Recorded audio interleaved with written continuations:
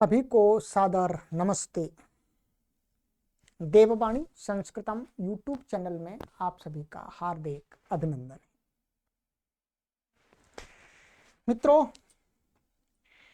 आज रविवार का दिन है और प्रतिदिन हम संस्कृत संबंधी कक्षाओं को पढ़ाते हैं और आज रविवार के दिवस हम एक सामान्य विचार आप तक पहुंचाते हैं जो सभी के लिए उपयोगी होता है, श्लोक के माध्यम से, मंत्र के माध्यम से।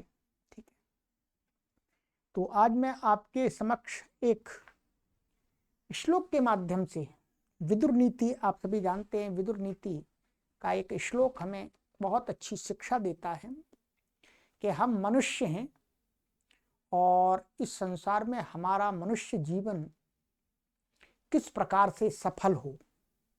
ठीक है, ये बहुत बड़ी कृपा है,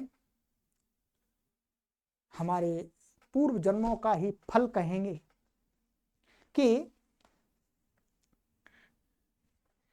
हमें इस प्रकार का शरीर मिला जो कुछ सोच सकता है, सोच करके कुछ कर सकता है, हाथ मिले हैं, पैर मिले हैं, ये अच्छी आंखें मिली हैं, कान मिले हैं सुनने के लिए। और सबसे अच्छी बात तो इसके अंदर ये है कि ये कुछ भी सुन करके, देख करके उस पर चिंतन मनन कर सकता है और अपना कल्याण कर सकता है। तो उसी के विषय में महात्मा विदुर ने धृतराष्ट्र को एक श्लोक सुनाया है, वो मैं आपको भी सुनाता हूं और उसका अर्थ भी बताता हूं। ठीक है,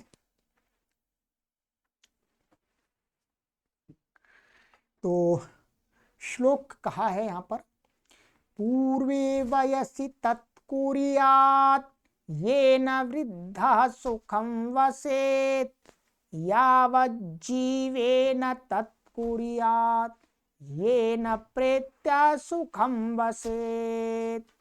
ठीक है, बहुत सुंदर कहा। क्या कहा कि मनुष्य को पूर्वे वयसी तत्कुर्यात्, पूर्व आयु में, पूर्व आयु का अर्थ है आरंभ बचपन से लेकर के और जब तक वो युवा होता है, यंग होता है, तब तक जो उसकी आयु है 50 वर्ष तक मान लीजिएगा। ठीक है, 50 वर्ष का हिस्सा हम ले लेते हैं क्योंकि 10-15 वर्ष तक तो बालक ही रहता है, उसको उतना विवेक नहीं होता। तो 50 वर्ष जो पूर्व की जो आयु है उसमें मनुष्य को वो कार्य कर लेना चाहिए। कौन सा? वो कार्य करना चाहिए, मैंने इस प्रकार के कार्य न करना चाहिए, ये न वृद्धम वृद्धा सुखम वसेत्, जिन कार्यों से मनुष्य अपने बुढ़ापे में सुखी जीवन जी ले। कितनी अच्छी बात कही। प्राय करके क्या होता है, आप देखते होंगे बहुत सारे लोग, माने बहुत का अधिकतर लोग बुढ़ापे में दुखी होते हैं, बुढ़ापे में दुखी रहते हैं, रोते हैं, चिल्लाते हैं, खाने को नहीं मिलता है, भिन्न भिन्न प्रकार की उनको तकलीफ होती है, कष्ट होते हैं। परंतु महात्मा विदुर क्या हमें उपदेश कर रहे हैं कि मनुष्य को अपने माने प्रथम वय में, प्रथम वय का अर्थ वही है कि बचपन में हमें अपने बालकों को या स्वयं अच्छी प्रकार से उनको संस्कारित करना चाहिए, उनको संस्कारी बना देना चाहिए, उनको आत्मा, परमात्मा, संसार का ज्ञान कराना चाहिए।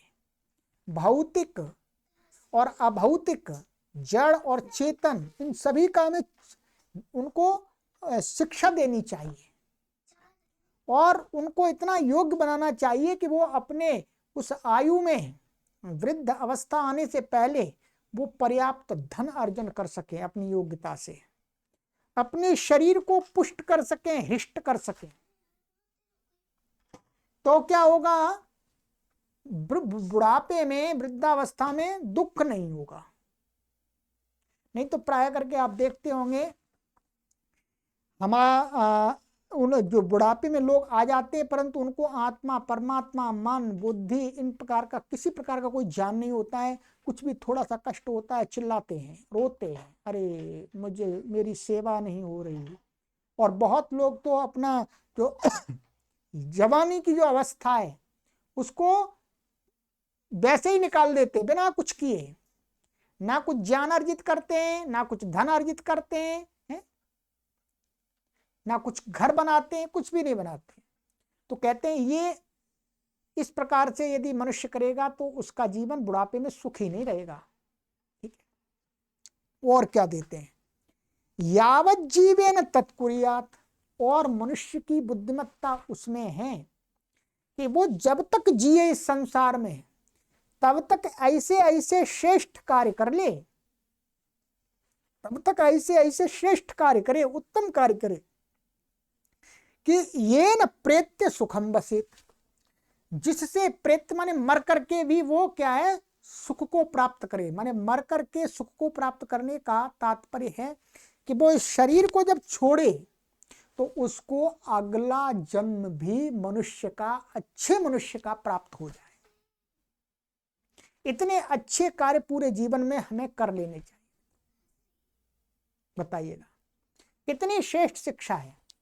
यदि आप और हम स्वयं और अपने बालकों को यदि ये शिक्षा दे देते हैं कि बेटा देखो, बेटा और बेटियों, कि तुमको जो अपनी जवानी की अवस्था तक, जब तक तुम जवान रहोगे, यंग रहोगे, तब तक तुमको वो सारी अच्छे अच्छे कार्य कर लेने हैं जिन कार्यों को करने से बुढ़ापे में तुम्हें कष्ट ना हो, और स्वयं भी कर लेने कि बुढ़ापे में कष्ट ना हो।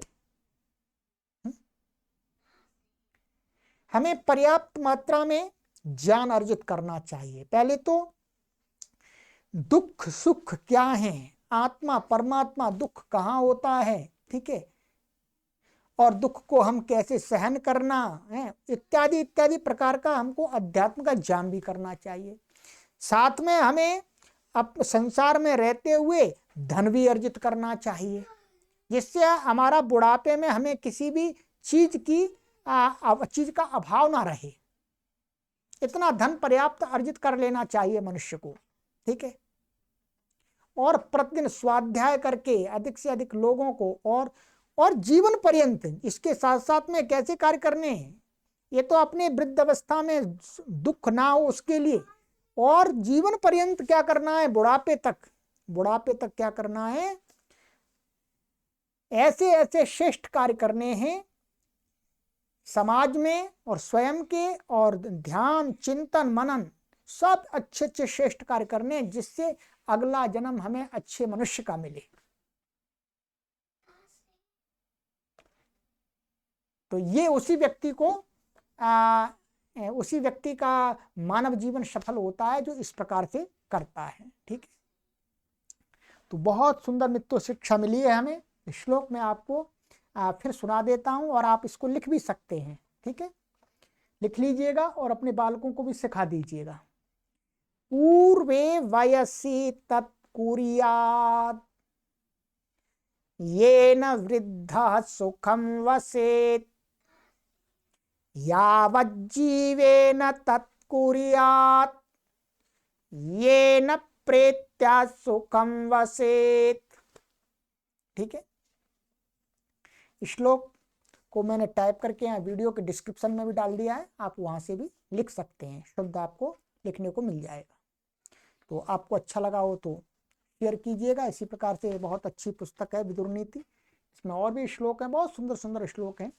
तो ऐसे ही आपके लिए रविवार के दिन हम ऐसा अच्छा ज्ञान भरा हुआ ये वीडियो आप तक पहुंचाते हैं। आपसे यही निवेदन करते हैं, यही आशा करते हैं अधिक लोगों तक शेयर कीजिएगा। सभी को सादर नमस्ते।